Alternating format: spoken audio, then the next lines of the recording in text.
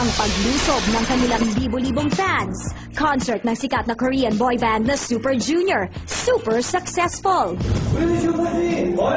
Dumating sa Pilipinas last weekend ang #1 boy band ng Korea na Super Junior for the last stop ng Second Asia Tour nilang Super Show 2. Known for their K-pop hits gaya ng Sorry Sorry, Supergirl at It's You, ang kanilang mga Pinoy fans, todo pag-aabang sa kanila. Sa press conference nila last Saturday, shinare ng grupo ang kanilang excitement sa pagpaperform nila for the first time live sa Pilipinas. 필리핀에 오신 소감 좀 말씀해 주세요. 첫 공연을 할 수 있게 돼서 너무 기쁘고 지금 공연이 몇 시간 남지 않았잖아요. 너무 설레고 너무 기쁩니다. We're very excited to be here in Philippines. We've always wanted to come here. 끝이 중요하잖아요. 어떻게 마무리를 잘하냐가 굉장히 중요한데 필리핀에서 이렇게 마지막 공연을 갖게 돼서 너무 기쁘고 We hope to look forward to the Super Show 3 and hopefully on the Super Show 3 we can come back to Philippines to do another show. Sabado ng gabi, jam-packed ang Araneta Coliseum sa paglusob ng libo-libong fans ng grupo mula dito sa Pilipinas at mga galing pa sa ibang bansa.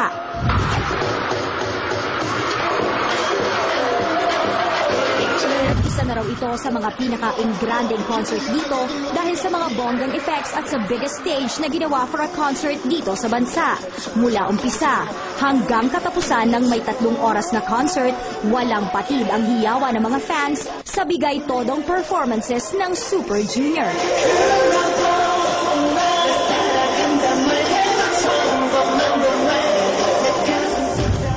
Sobrang puno daw ng concert na ito, Tito Boy. Wow. Grabe, di ba? Talagang yung stage kasi nila is in the center. So talagang yung audience, full circle talaga yung... Theater in the circle. Oo, Ika nga, oo. may napagsabi din sa akin na ito raw ang isa sa pinakamalaking stage na ginawa talaga sa Very Araneta successful. Coliseum. Marami talagang humahanga sa mga Korean boy group, ano? Totoo, ako umahanga sa kanila. Ikaw ba ay tagahanga? Ay, nung F4, nung panahon nila talaga naman.